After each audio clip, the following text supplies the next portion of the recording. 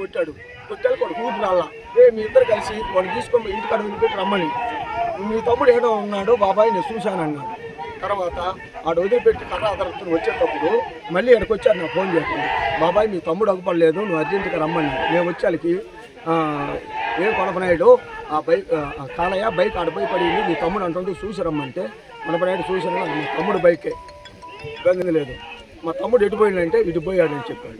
ఏమరా మాలాకరి ఎటుపోయాడంటే ఒక దెబ్బ కొట్టాడు బాబాయ్ కట్ట కింద పడిపోయాడు వీళ్ళని తీసుకుపోయి ఇంటికి అడుగుని కట్టమన్నాడు. పోయి వచ్చేళ్ళకి మీ తమ్ముడు లేడని కొండపనాయుడు ఏంటంటే ఇటు పల్లె వెళ్ళిపోయాడా ఇబ్బంది లేదండి. వెనక నాతోటి పోలీసు వాళ్ళు వస్తుంటే ఈ బైక్ నాకంటే నన్ను కూడా మీ తమ్ముడు అవ్వలేదు నువ్వు పోలీస్ స్టేషన్లో పోయి మీ తమ్ముడు వస్తాడని నేను కొంచెం అదిరిపోయి నేను పక్కన షాట్లో కూర్చున్నా. అంత జనార్దన్ కొడుకు అంటే కార్గోలు అతను ఏమవుతారా ఎమ్మెల్యే మన చేతుంటే నా బొచ్చు అవుతా వాడిని కూడా దెంగకూడదని నేను అంతవరకే నాకు తెలుసు.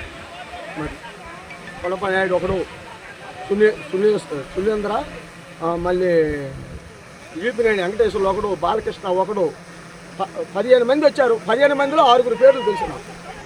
వాళ్ళ నాన్న కారు తోలుతున్నాడు ఆయన ఇయ్యారంట వాళ్ళ కొడుకు పేరు నాకు తెలవదు. ఏమవుతారో నా బొచ్చు అవద్దన్న మాట జనార్దన్ కొడుకు నేను విన్నా వాడిని కూడా దెంగకూడదన్న మాట విన్నా. అది అంతవరకు నాకు తెలుసు. నా తమ్ముడు కాబట్టి నేను వచ్చిన ఏమిటి ఏమైనా మాలేదు నా తమ్ముడు అంటే బాబాయ్ ఎటుపోయాడు ఉదయం నేను 12 గంటలకు చూస్తున్నా ఉదయాన్నే ఒక కాలు వచ్చి రేత్రి ఒక కాలు వచ్చి చూసిపోయాను నేను నా భార్య నా భర్తను పిలవలేదు. తర్వాత మాలేదు అమ్మాలని 4 గంటలకు పోయి పిలిస్తే నా కొడుకు అట్టోడా మీరు అని మా భార్య మీద గొడవ పెట్టుకుని అడిగితే అడవిలో కొండ వస్తుంటే నరేంద్ర 5 గంటలప్పుడు బండి అంతా వంకపోయి నెట్టుకొని బైక్ మీద వచ్చి ఆడ పడుతున్నాడు. ఏది నరేంద్ర నా తమ్ముడు అగుపడాడంటే నీ తమ్ముడు నాకు తెలవదయ్యా రాలేదండి.